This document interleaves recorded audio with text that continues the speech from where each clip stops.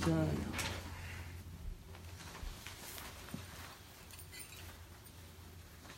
Om Namo Bhagavate Vasudevaya. Namo Bhagavate Vasudevaya. Om Namo Bhagavate Vasudevaya. Om Namo Bhagavate Vasudevaya. Om Namo Bhagavate Vasudevaya. Om Namo Bhagavate Vasudevaya. Om Jnana Timirandasya Jnananjana Shalakaya Chakshurum Militam Yena Tasmai Shri Gurave Namaha. Shri Chaitanya Manobishtam Stapitam Yena Bhutale Swayam Rupa Kadamayam Darati Swapadantikam. Vandeham Shri Guru Shri Yuta Padakamalam Shri Gurun Vaishnavanscha Shri Rupam Sagajatam Sagana Raghunatam Vitam Tam Sajivam Sadvaitam Savadutam Paridanasaitam Krishna Chaitanya Devam Shri Radha Krishna Padan Sagana Lalita Shri Vishakhan Vitamsha. Hey Krishna Karuna Sindhu Dinabandho Jagatpate Gopesha Gopika Kanta Radha Kanta Namostate Tapta Kanchana Gaurangi Radhe Vrindavaneshwari Vrishabhanu Sute Devi Pranamami Hari Priye Vancha Kalpatarubhyascha Kripa Sindhubhyeva Patitanam Pavanebhyo Vaishnavebhyo Namo Namaha. Namo Vishnu Padaya Krishna Prasthaya Bhutale Srimate Bhakti Vedanta Swami Niti Namine.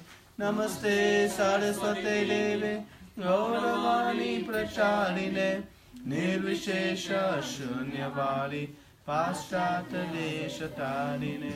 Jai Shri Krishna Chaitanya Prabhu Nityananda Shri Advaita Gadadara Shri Vasari Gaura Bhaktavinda. Hare Krishna Krishna Krishna Hare Hare Hare Rama Rama Rama Hare Hare.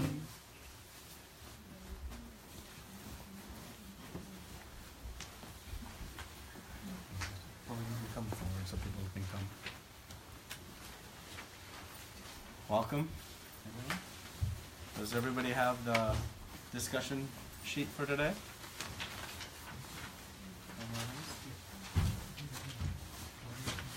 Okay. So, this week we'll be discussing free will and destiny. So sometimes we wonder, is everything in my life already determined? Is it all predestined? If everything in my life is predestined, then what is the nature of my free will to make decisions? Am I then just a robot being sent through life, already predetermined what I'm going to do? Or conversely, is everything up to me? I have complete independent free will. And I have complete control over my destiny. So sometimes we wonder how this all plays together.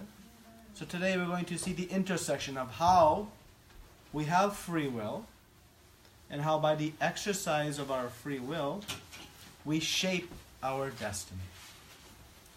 And ultimately we'll see how our destiny is actually changeable.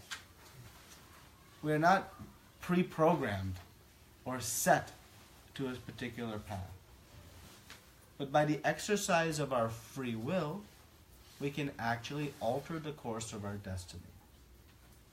And that certain things are fixed for us, but as we go through life, we make new decisions, new choices, And from that come reactions. So we'll also discuss this topic of the laws of karma. And we discussed this in the seminar about action equals reaction. So let's read this a little bit long. There's several paragraphs, but we'll read the front and back side of this and then discuss. So someone can start, and we can just alternate paragraph by paragraph, and we'll discuss this free will and destiny. To start? Free will and destiny. Karma means activities performed by the living entities conditioned by the three modes of material nature.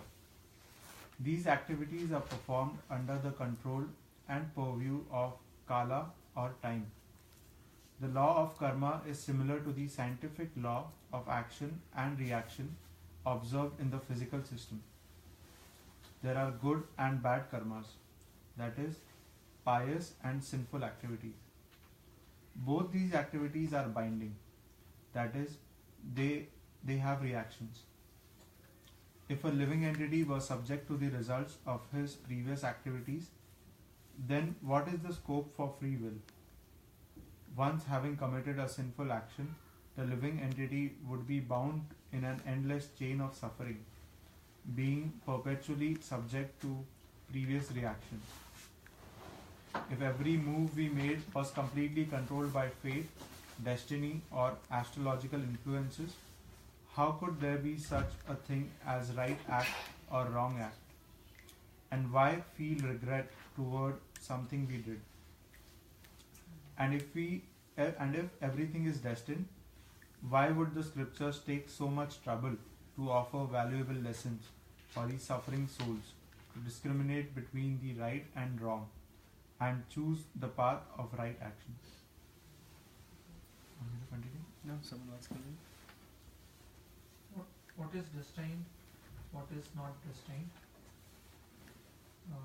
By living a righteous life in accordance to scriptures, one attains a better position in the material world. One may be rich, learned, beautiful, or high-born. Thus it is destined whether one will be born rich or poor, learned or illiterate, beautiful or ugly, high-born or low-born, etc. What is not destined, however, is a question of how one is going to use all these facilities awarded, or how one is going to behave in difficult circumstances. The action will decide the further destiny. Herein lays the free will for the soul to exercise. One who has all these assets should know that they are all meant for the advancement of Krishna consciousness. Unfortunately, when a person is misguided, he misuses his high position for sense gratification. Thus, a good position is often spoiled by material sense gratification in the form of illicit sex, meat eating, intoxication, and gambling. In these ways, the plundering senses take away all the assets that the conditioned soul has acquired with great difficulty. A practical example would clarify this point of relationship between destiny and free will. If I purchase a ticket for an airline flight, board the plane and commence the flight, once the plane has taken off, my decision to board the plane forces me to continue flying until the plane lands. I cannot change my decision now and say that I want to travel by road. Now my destiny is tied to the destination of the plane.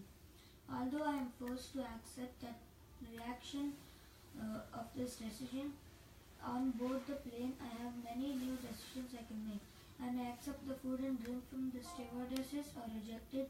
I may read a magazine or a newspaper, and I may sleep, walk up and down the aisle, converse with other passengers, and so on.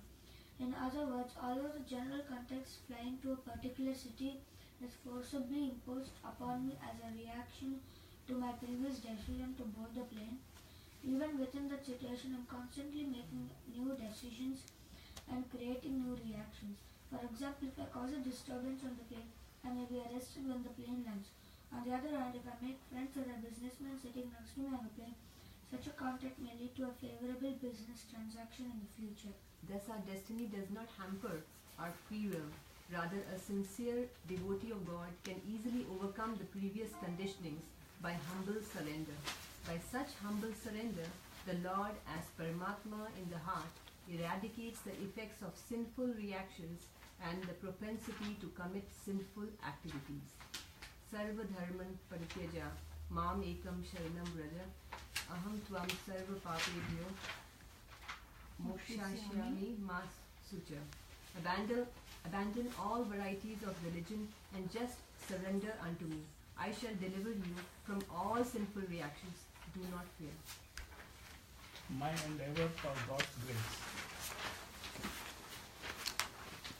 Modern notion. There is no such thing as destiny. Everything is in our own hands. It is false and leads to frustration. Mike Tyson, on becoming the world heavyweight boxing champion at the age of 19, declared, "I am the youngest champion and I will be the oldest champion." In his 40s, he was trying to make a comeback, but he soon gave up, and after being defeated, saying, "I can't lie to myself anymore. I can't fight anymore," and announced retirement. Opposite notion. Everything is determined by destiny. Nothing is in our hands. It is the false and is used to justify laziness or irresponsibility. In the Mahabharata, Vidura clearly tells Dhritarashtra, destiny determines the consequences of our actions, not our actions themselves. The following story from the Mahabharata will clarify this point. Vidura frowned. "I do not approve of this. O king, gambling always brings with it dispute and fighting. You should be careful that no dissension arises between your sons and the Pandavas, for that may cause destruction." And Dhritarashtra tried to reassure his brother, "When you, I, Bhishma and Drona are here, what evil can befall us? In any event, destiny is supreme. Whatever has been ordained by the supreme power will come to pass. What can our efforts do to avert it? I have already arranged for this gambling match for my son's pleasure. Please do not try to change my mind." Vidura sighed. "Fate is surely all powerful, O king, but we nevertheless receive the results of our own acts. We have free will. The supreme power simply reciprocates with our desires. It is the consequence of our acts which are inevitable, not the acts themselves. O Lord, consider carefully your motivation in allowing this gambling match." Dhritarashtra remained silent, and Vidura slowly left his chamber with a heavy heart. Although the king was not a fool, he was controlled by his covetous and mean-minded son. Vidura's counsel, although aimed at the good of all, was falling deaf ears. Actual Vedic teaching, both karma and daiva combine to determine the result. The Vedic text explain that these two ideologies, Karmavada, endure karma alone determines success, and Daivavada, destiny, daiva alone determines success, are these two extremes of the pendulum of human imagination. In reality, success requires both endure and destiny. For example, in agriculture, a good harvest requires both diligent plowing and timely rains. Plowing represents endure and rain signify destiny. Despite plowing, no harvest can result if there are no rains. Similarly, sometimes, despite our best efforts, we may fail due to adverse destiny. When people are uninformed about the role of destiny in determining the results, failures make them feel hopeless. I am worthless and cannot do anything well, even when they have the potential to perform in the future. Consequently, today many of our brothers and sisters are unfortunately and needlessly suffering from mental problems like inferiority complex, low self-esteem, depression and self-hate. Lord Krishna gives us hope in the Bhagavad Gita by pointing out that though we do not determine the result, but we do play a significant role. Going back to the farmer analogy, the farmer must plow the field for favorable rainfall to produce crops. Similarly, we must endure for destiny to produce results. Okay. So there's a lot of topics here covered. So we'll start on the first page again. So last week we discussed the art of mind control. And we said that, controlling the mind requires positive engagement of the mind. And the summary of this was, to control the mind means that we engage the mind in some beneficial activities, some activities that will give it peace and happiness. And ultimately, we discussed that given that we are spirit soul, it is the nature of the spiritual activities that will ultimately give the mind a peaceful condition. And Krishna had spoken in the 6th chapter that the mind can be your friend or enemy. It is your friend when it is controlled, and it is your enemy when it is uncontrolled. And we said controlled means that we engage ourselves in the actions of our spiritual lives, and that will bring about this perfection of life. And that is the only way to control the mind. Because no matter how much we give in these different material enjoyments, more money, more wealth, more fame, more beauty, more strength, it doesn't give us that satisfaction. And that leads to agitation. Right? So now we're saying, what is our role in action? Is everything just determined and set in destiny? Or do we have free will? And do we have complete free will? Or are there some things fixed for us? And how those things became fixed for us? So let's begin with a little discussion on, and we'll review, what is the law of karma?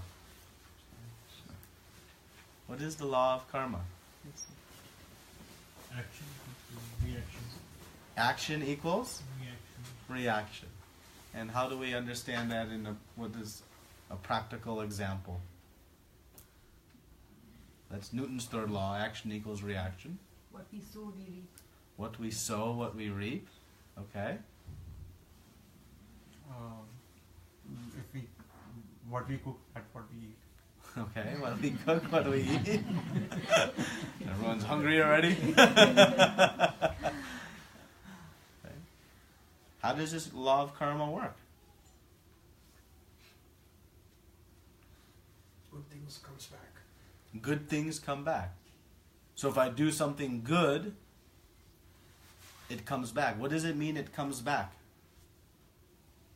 Good reactions. Okay, and so what does a good reaction mean?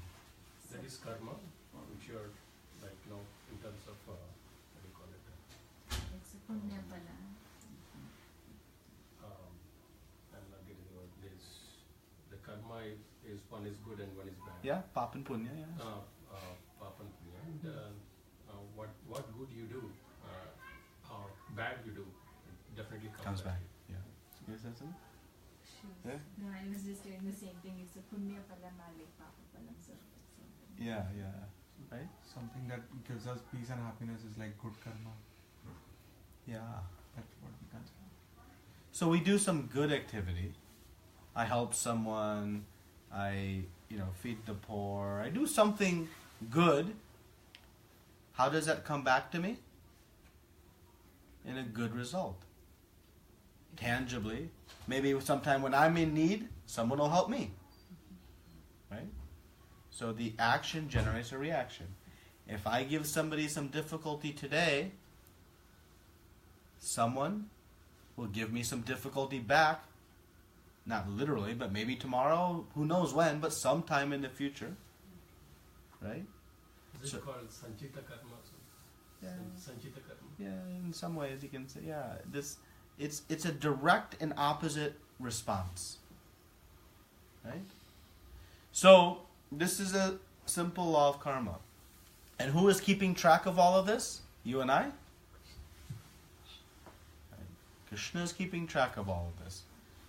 We don't even remember what we did exactly 3 days ago at this time, 7:30, where we were.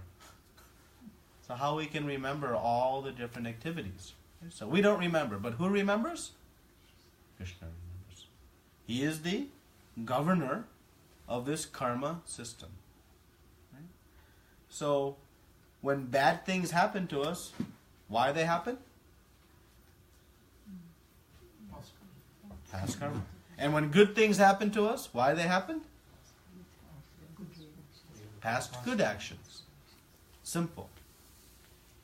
And we said that the reactions we feel, we experience, never too much, never too little. They're in exact proportion to whatever prior activities we have done. So that is, as we discussed previously also, the law of karma. And how far back in the history has our karma been accumulating? Many, many lifetimes. Right? Not just in this lifetime. So we may remember at least what we've done in this lifetime. Maybe we have perfect memory of every action we've done. But still we don't know what we've done prior. And we said, now, what is destined and what is not destined? Right? So, I am destined in the sense that I have this type of body. Right? I have a male body. It is of this color. I have this, facial features. That is all destined. Right? What determined that destiny? Just random action? God decided, you should be like this? What determined our current situation, our current destiny? Past actions. Past actions. Right? You remember back in the seminar we said, why are some people born in very rich homes and some people born in very difficult situations?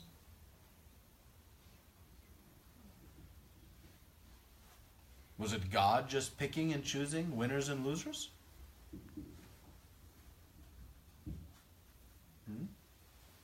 No. It's based on our prior actions. So my current situation is determined by who? Who's responsible for my current situation? Yeah, my own soul. We are. My own soul. We are. We are. Right? But when things don't go so well, we look around and say, who can I blame? I look around, I look in every corner. Who can I? Right? When things are not maybe going according to our plan. Right? So, this law of karma intersects very clearly with destiny. That the current situation we have is based on our past actions. But how do we know whether we did good or bad? Is your question, how do we know, or what is good or what is bad, or maybe both? I mean, my question how do we know in past whether we did good or bad? Yeah, how do we know? Well, that's where it takes some faith. And we'll actually discuss faith next week. I said we would discuss faith this week, but actually we'll discuss it next week a little bit more detail. But because we have to understand that God is the supreme controller. He is the creator of everything. And because He is perfect, the actions we receive are never imperfect. Meaning, as soon as we potentially say, well, I didn't do some action to justify this reaction, it would imply then God is imperfect. Because if He's all loving, He's all knowing, and He's all powerful, then with those three things, this law of karma has to work perfectly. Meaning He knows everything. He knows what reactions we're facing day in and day out, because He has perfect knowledge. He's sitting in our heart as Paramatma. He's also all powerful. He can stop anything. Nothing can happen without His sanction. These are the facts given in the scriptures. And He's also all loving, which means He loves everyone. Just like a mother and father, they love each and every one of their children. The Supreme Lord, He loves all of us because we are all His children. So with that fact, He knows everything.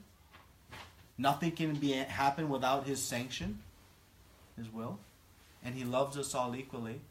Then we have to conclude that yes, everything I've gotten is due to some action I've done. Again, it may be in this lifetime, it may be in prior. Now, you cannot scientifically prove that. But it is the factual conclusion that is given to us in the scriptures. And as we experience, we'll see it actually, one, makes sense, and it is the reality. Now, who determines what is good and what is bad?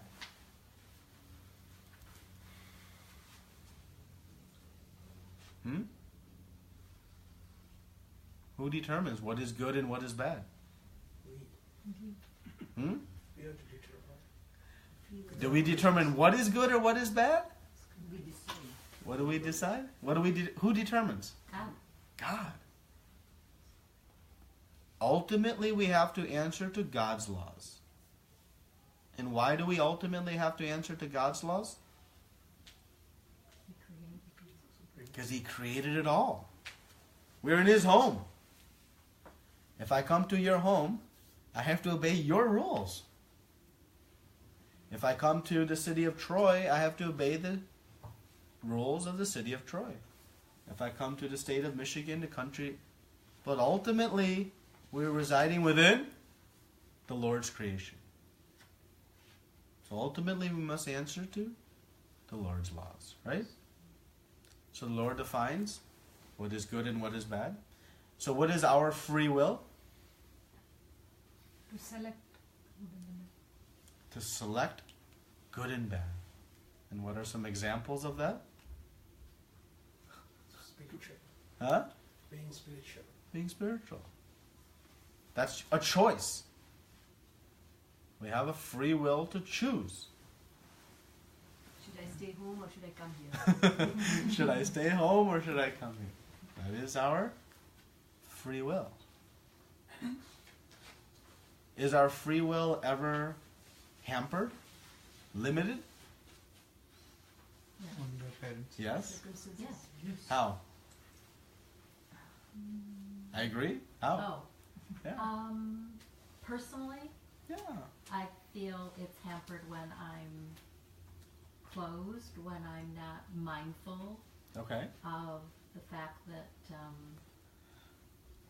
there's an expectation of how God wants me to be in a situation. Sure. The openness, the lovingness.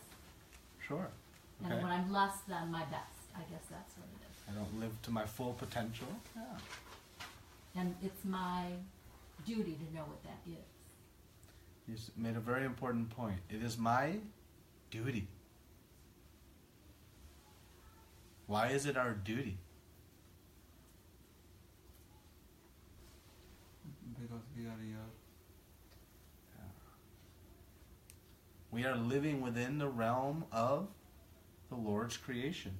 It is our responsibility to understand it.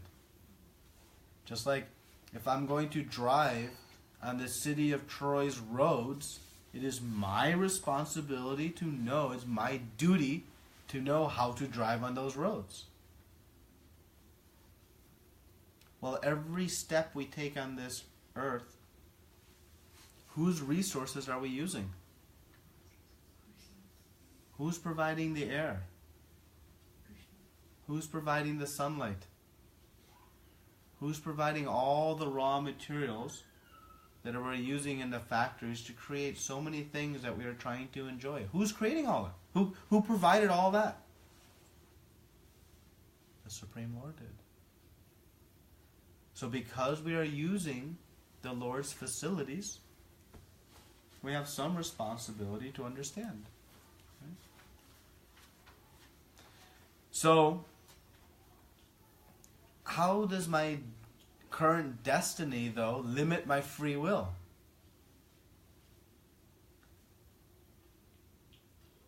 Say that again? How does my current destiny I'll say it maybe differently. How does my current situation limit my... Is my free will unlimited? If I want to fly like a bird, can I fly? Oh, You no. can try. I can try, but will I be successful? Will I find a peaceful mind trying to solve that? Right? Why can I not fly like a bird? Limitations. Nature. Nature. And nature has given me a body that doesn't allow me to fly like a bird. Simple as that, right? So my free will is limited. Limited based on my current situation. So if we remember now back to this discussion, like the person who is boarded at airplane.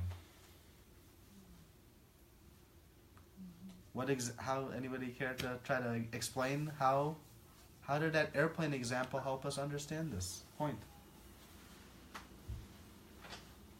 That our free will is limited. It's there, but it's limited. You can't take a cab when you're out in flight. You can't hail a cab when you're at 30,000 feet. You're fixed. Right? Who fixed that situation, though? Our own free will. Our own free will. So we can't use our current destiny as an excuse. Who has responsibility for our current situation? It's us. If the person sitting on the airplane, and to use your example, cannot call a cab and they become frustrated, who do they have to blame for not being able to call a cab? The pilot. Why doesn't he land? Right? Because you chose to board the plane and now you're stuck in that consequence. Now, is that an eternal fact? Are they perpetually stuck? Once I choose to be either sinful or either pious, am I eternally then destined to be either sinful or either pious? How can I change it? Or how does it change? Effort. Effort. You fulfill that journey. Huh? You fulfill that journey, then things will change. You have to go through what you have to go through. You have to go through what you have to go through. And what determines your next step? Choice. Choice of? Choice of what should be the next step and then work on it. The next free will. The next free will. Right? What the person did on the plane determined what happens next. If the person is stuck on a plane to Florida, and they said, and he strikes up a conversation with someone next to him and makes a big business deal, they have now made a new destiny for them. I have a question. Yeah, you have two questions, okay? Yeah. See, in olden days, we see some, as soon as a son, it's like, for a Maharaja, like, a son is born, his Jataka is what you call it, fortune. So they'll come to know upfront what he's going to be. And they see that this guy is going to be a great king, or like, Yeah. going to be a hopeless guy or something. So that they have some, like, it means that I don't know whether how far that could be true, but based on that, doesn't it mean give us indication that is everything is destined there? Like, in every phase of life, Yep. So on the back side, we see these two, what we say, opposite ends of the extreme. One is Dhritarashtra's explaining to Vidura, everything's destined. That's one end of the pendulum. And the other end of the pendulum is, well, I can do whatever I want. Whatever I say will happen. And we know by practical experience, neither are true. And the truth lies in the middle. Which is they both combine to create that. But actually, your question is bringing me to the next point, which is the last paragraph of this first page. Which is, can we change our destiny? Can we change our destiny? If I'm destined by my horoscope, so the question was, when we're born, very skilled astrologers can look at the alignment of the stars at the time of birth and make some very accurate assessments of what this child will become, what they will do. And as skilled astrologers, some of them can be extremely accurate. So now the question is, can we alter the course of our destiny? Can we? And one no? One yes? Yes? No? I mean, no. Yes, within certain ranges. Yes, within certain ranges? A qualified yes? That's a diplomat, Yeah. No, but again, to change destiny, you should know the destiny, right? Ooh, that's a very nice question. We don't know. I mean, nobody knows. I mean, boarding flight is different, but I don't know my destiny. Yeah. So, you got it? So I think it would probably depend from topic to topic. Maybe I would know, like, if I study well, I'll go to this college, or I may have chances to go to this college. So I think that way maybe. So, I'm going to table your question for a second, which, not your question, but your comment, which is, It's a question. yeah, it is a question too. But to your question, and then I'm going to come to your question, which is, can we change our destiny? Or is it fixed? I'm going to go with your answer, which is, to some degree, we are limited. But Krishna ultimately gives us the ultimate path to alter the course of our destiny. And he says, Sarva dharmam prityaja mamekam sharanam vraja aham tvam sarva papebhyo mokshayish mami ma suchaha. He says that I am willing to forgive all of your sinful reactions. So let's understand, when one says, I'm willing to forgive your sinful reactions. We said every action means reaction, right? And when is that reaction coming? There is an action. Yeah. So all my past actions, it means those reactions are coming sometime in the future, right? Sometime in the future. So when the astrologer is looking, let's think about this very scientifically. When the astrologer is looking, he is seeing certain actions, or we can say reactions, for this person, right? But if this person along the journey of life begins to take to Krishna consciousness, now what? His sinful reactions are being reduced, eliminated. Remember that giant eraser? And we said it is erasing giant amounts of our past karma. So I may have now had a reaction coming to me in the future, but I have now avoided that. So my destiny has changed. And how it changed? By the exercise of my free will. To do what? Practice devotional service. By practicing devotional service, one can change the future. I have sown many seeds through my past actions. And those seeds are going to come to bear. If I continue doing good and bad, those seeds are coming for me. There's nothing I can do about it. Every action I've done in the past, who is going to take that reaction? Me. Which means, we say it's binding. What it means binding, it means at the end of this life, If I have still some reactions to take, it means I have to come back and take them. A little bit more complicated topic. We won't discuss too much about binding now, but just file that away. But the reactions are mine. No one else can take them. But if I begin to practice spiritual life, Krishna says, Aham tvam sarva papebhyo.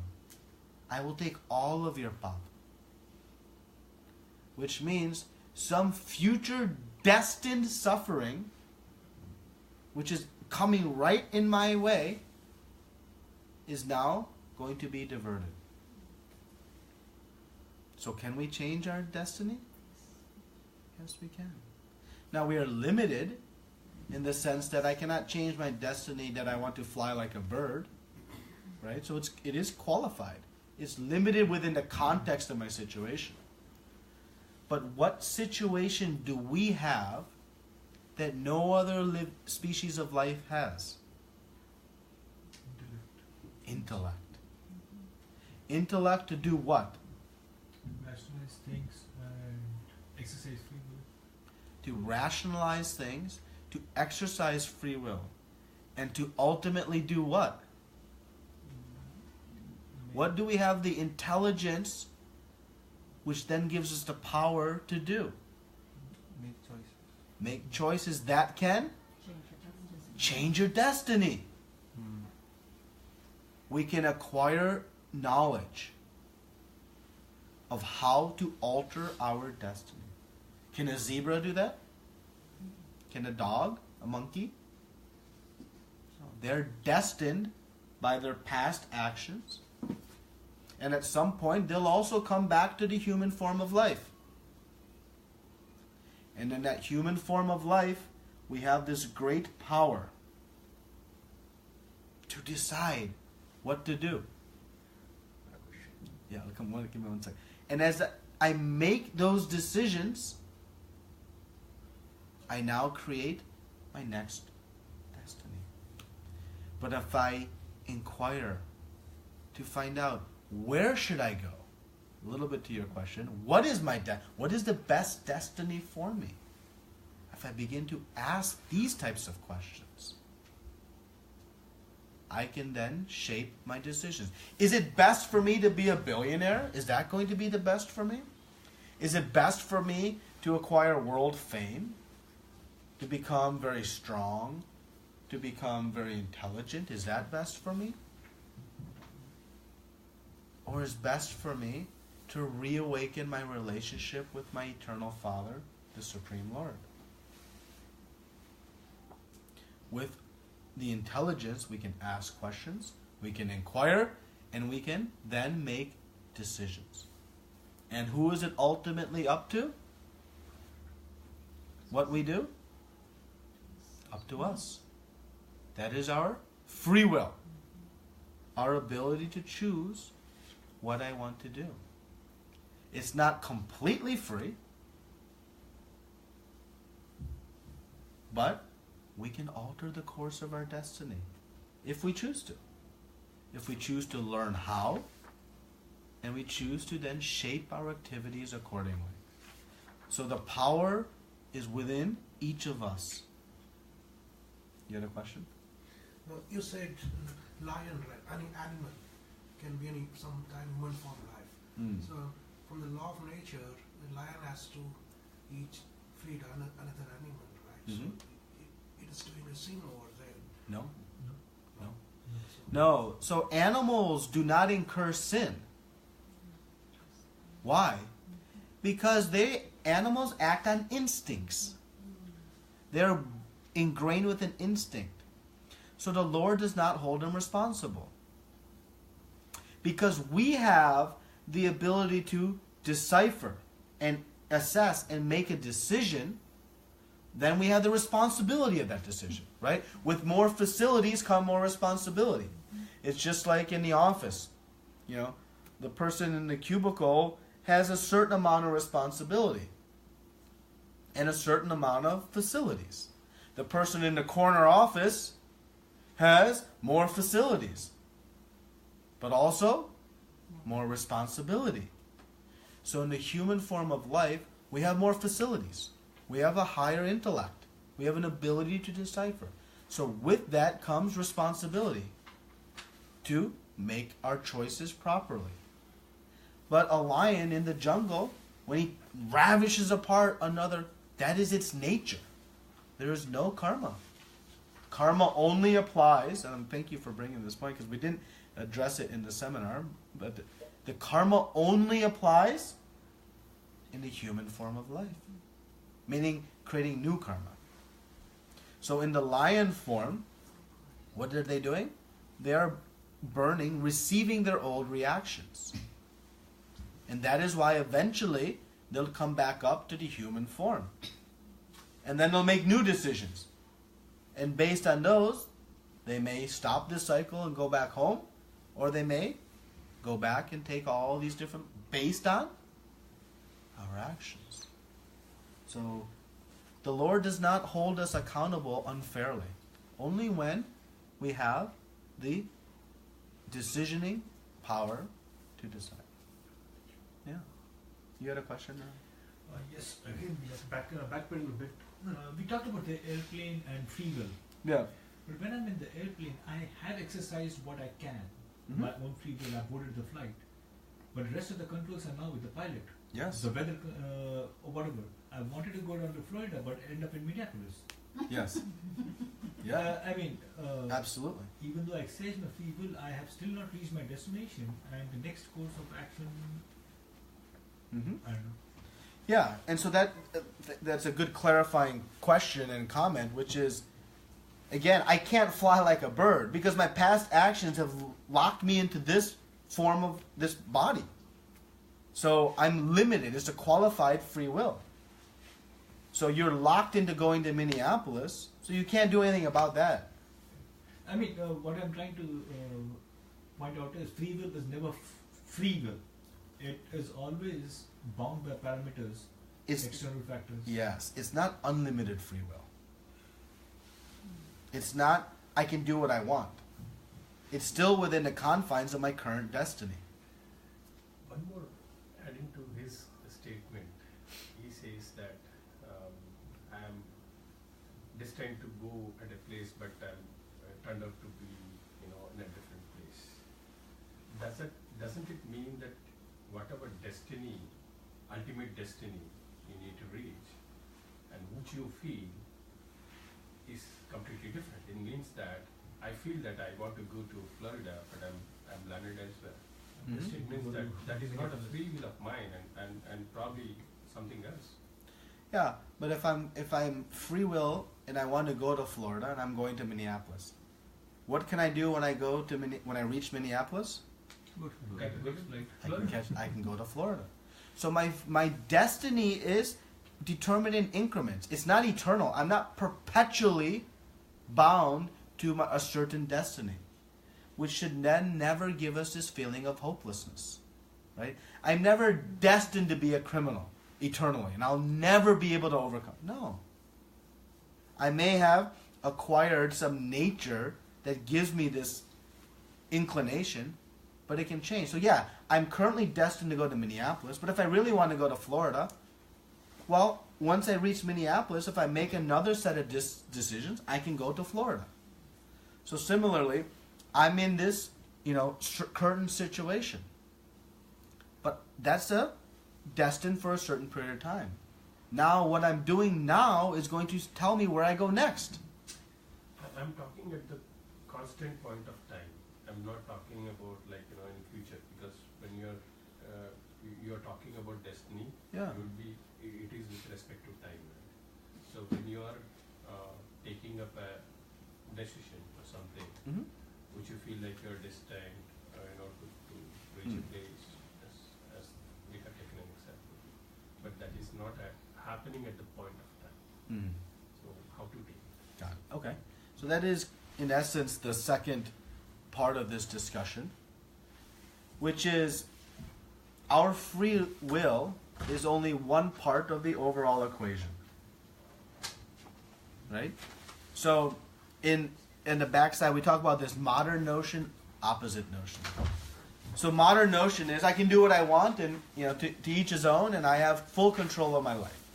Well, we know that's not the case, because I want to do something and it doesn't happen. I want to win the lottery. Doesn't happen. So I don't have this free will that's completely within my control.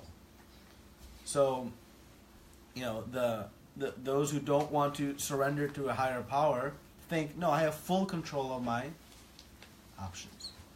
Well, the reality is no. There's a sanctioning power, and that is God. God is going to sanction every one of our desires that we express in our free will. So when I express a desire, that's all I can do. I can make a request. But ultimately the Lord is going to determine whether it comes or not. And that's why he says, Prakute kriyamanani gunai karmani sarvashaha ahankara vimudatma kartahamiti manyate. This is the ultimate ego-shattering statement Krishna makes in the 3rd chapter. He says, we think we are the doer of everything by our false ego. But actually, we are not. So, when I express my desire, it still has to be sanctioned by the Lord. And the example is given here of the farmer. Right? The farmer, by his own efforts, can plant the seed. But is that sufficient to grow crops? What is required to manifest the fruit of that effort? And in whose control are the rains? Not his or hers. So this idea that I am my own, I can do whatever, I control my own, no. That farmer can just plant the crops.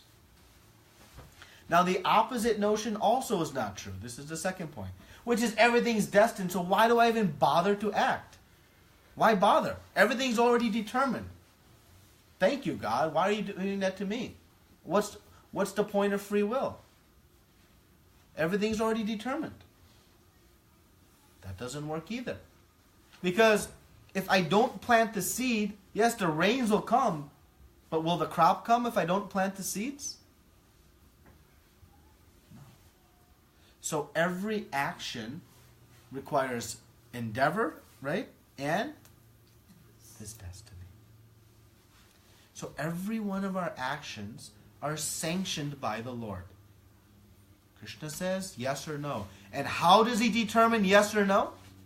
Based on his mood? Based on how much money we give him in the hundi? How does he decide yes or no? Based on our qualification. Based on what we have done previously. If my desire is to win the lottery, that's my free will to express the desire. Whether it happens or not, I cannot control. Krishna will decide. Is it in my sanctioned right to win the lottery? If so, it'll happen. And if not, it will not happen. But every action starts with our expression of desire. So nothing is forced upon us. Nothing is forced upon us. But we are not the independent doer. And if we are not the independent doer, it means how are we ultimately going to find success in life? When we reach out to our loving maintainer, provider, protector, caregiver, and ultimate friend. And that's why he says, Bhoktaram Ignatapasam.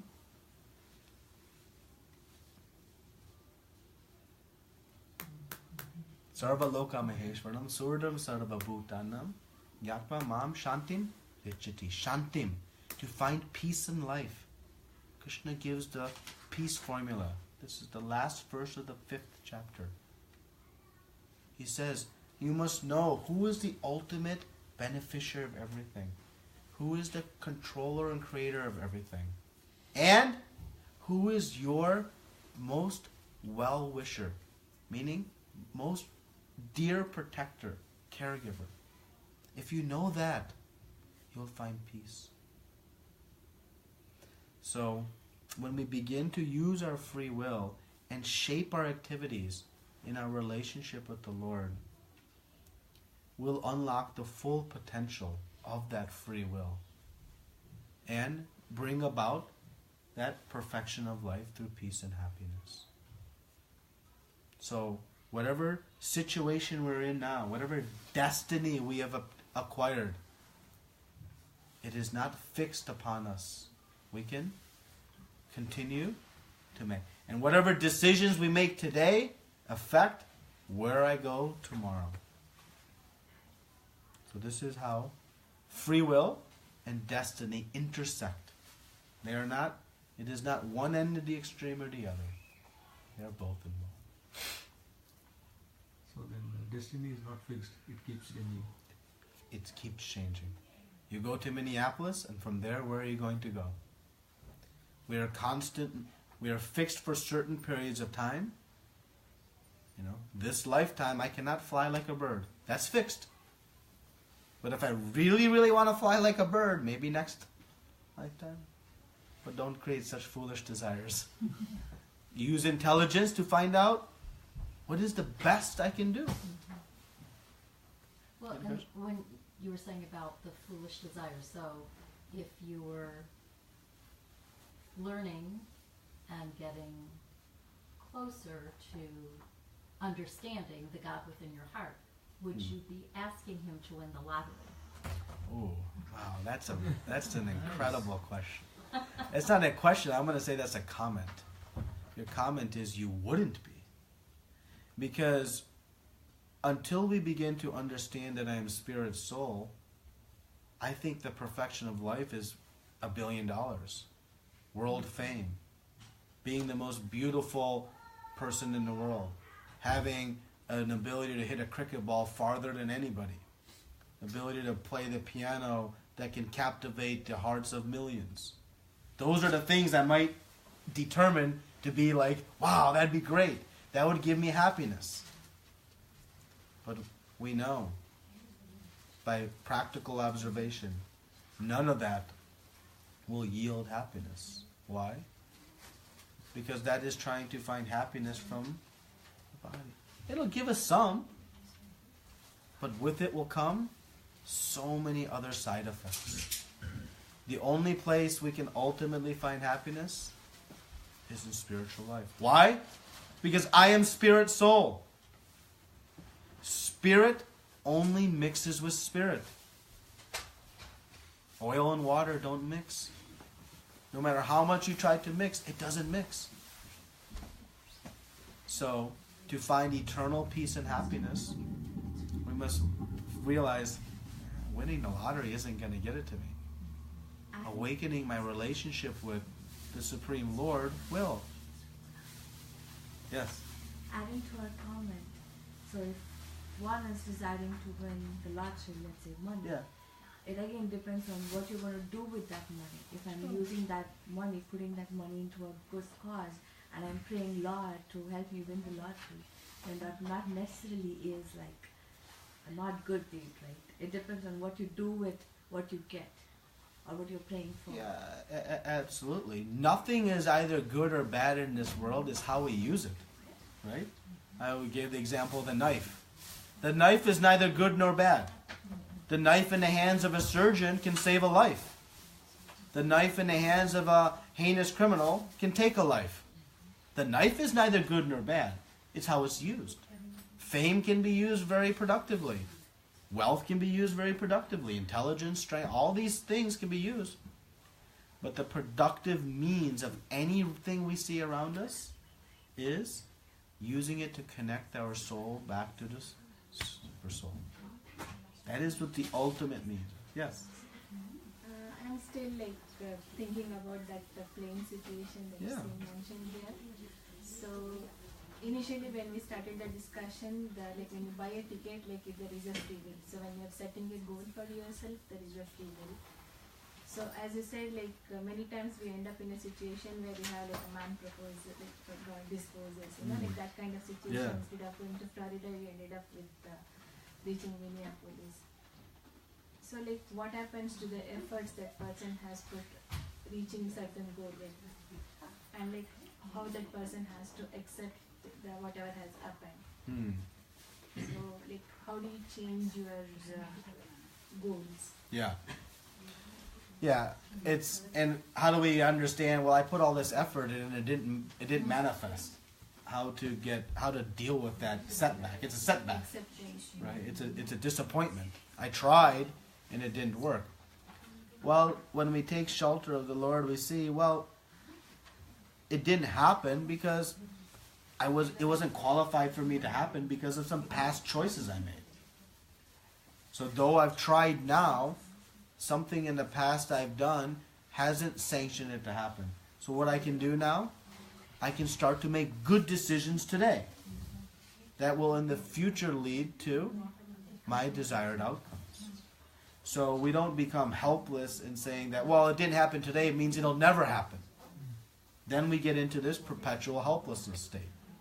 But instead, no. If I make good decisions today,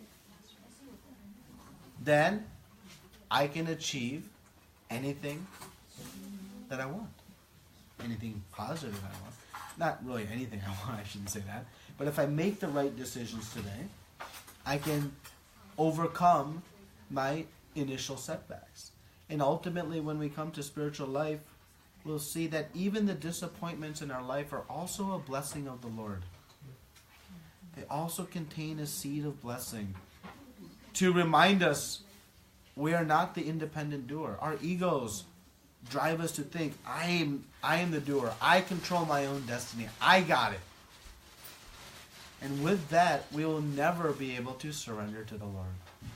So even those setbacks, we can see, it's a good reminder. It's a good reminder. My endeavor alone will not recreate the actions. I need the sanction of the Lord.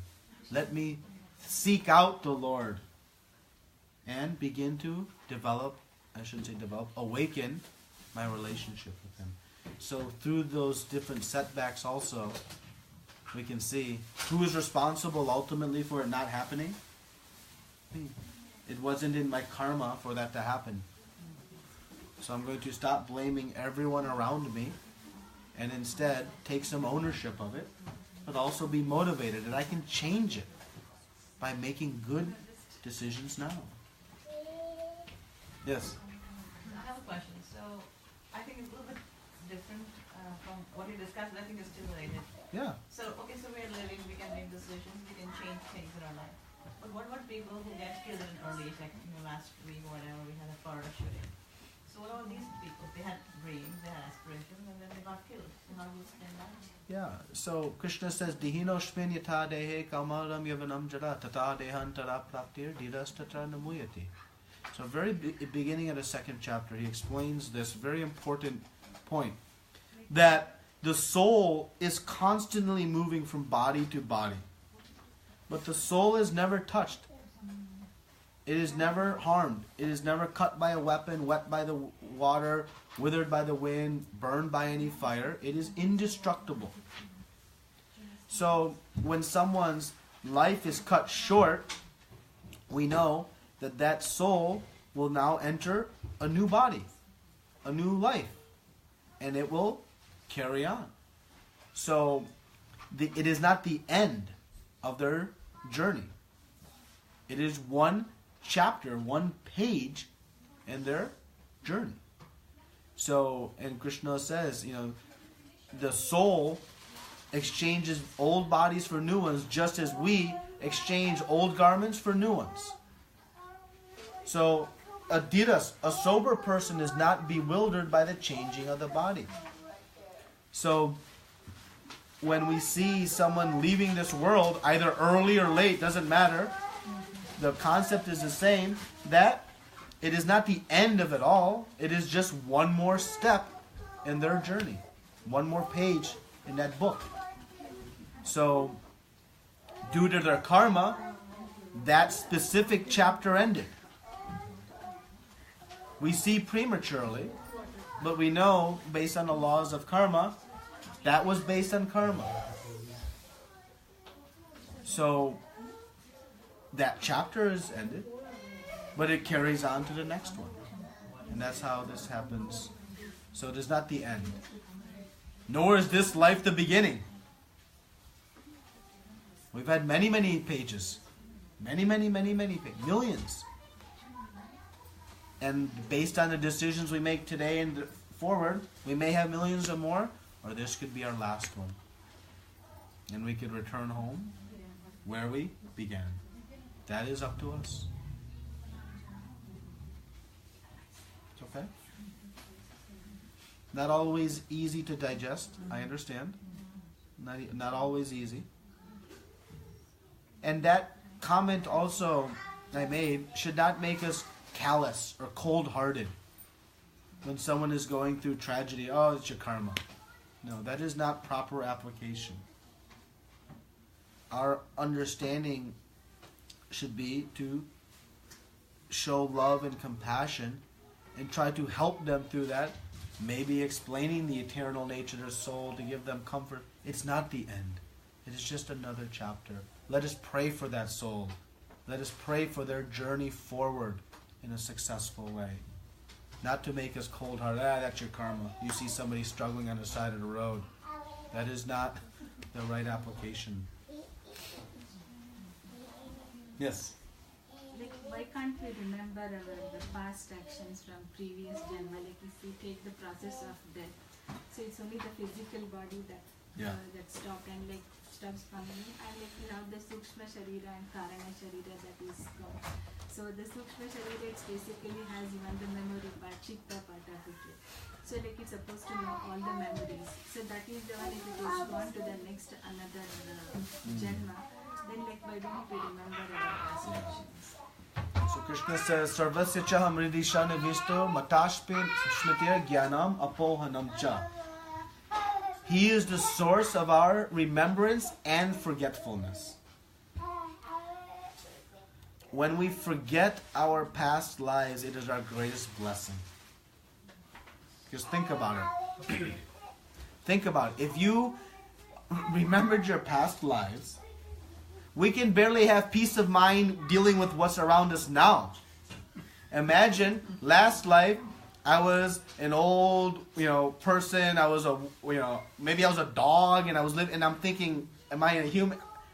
How will have any sense of peace? So the Lord blesses us with the forgetfulness of our past lives, so that we can try to have some semblance of peace, knowing our current existence.